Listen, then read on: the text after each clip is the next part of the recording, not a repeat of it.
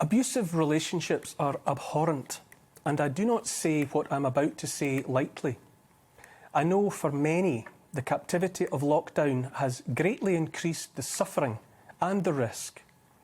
But in my opinion, I say we are in a version of an abusive relationship with our leaders.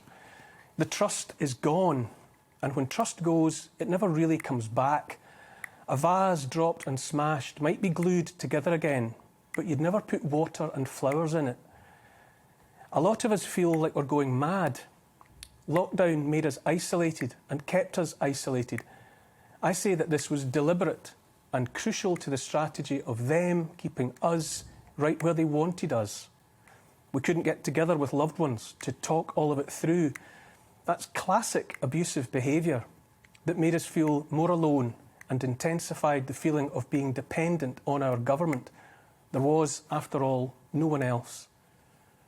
Our government told us one thing one day, promised it was the absolute truth and we could count on it 100%. And then the next day, the story changed. And when any of us queried it, we were shouted down for being mad conspiracy theorists. Professor Chris Whitty once told us this disease posed a threat almost exclusively to the very old and the very ill. From what I can make out, that's still the case.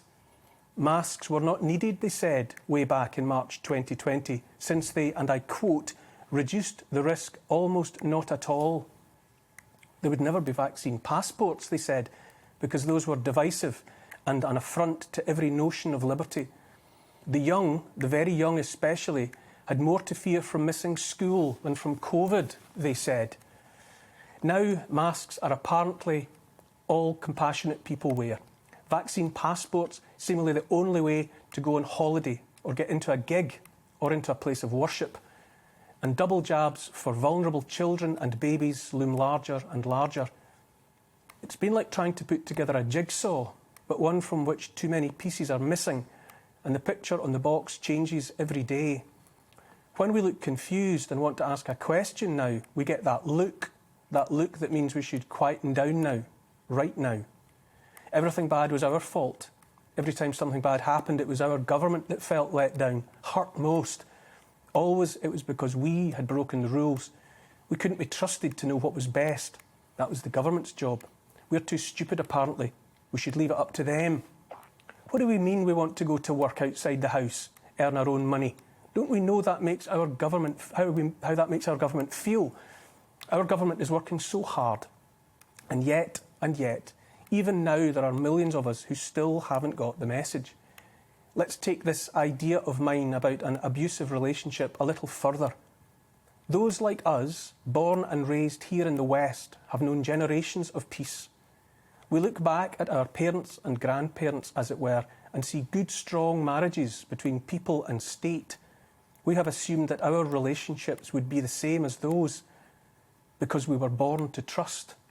We are what sociologists call a high-trust society, and among the first of those in the world.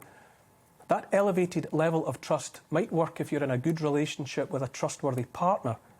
If you're with someone who betrays all of that trust, then you're especially vulnerable to the old tricks.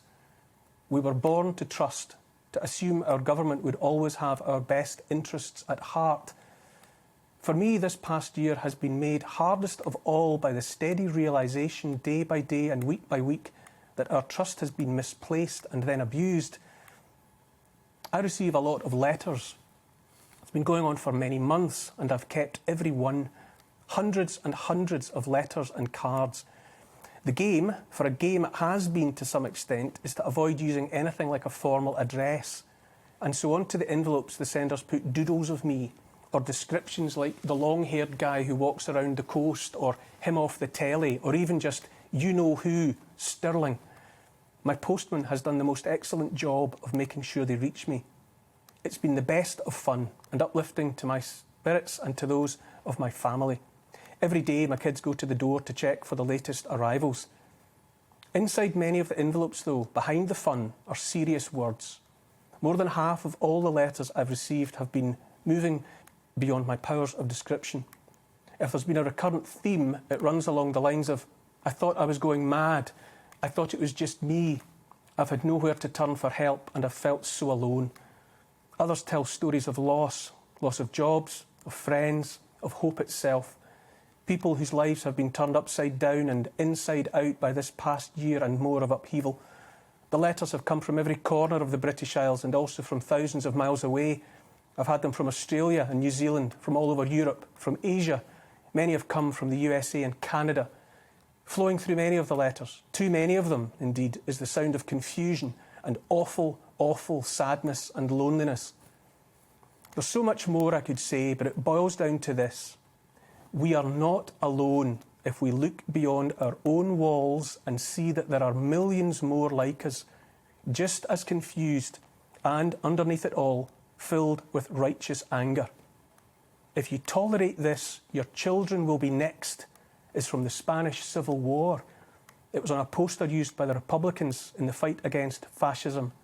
I say, if you want to survive an abusive relationship, the day comes when all you can do is take the kids and walk away from the old life.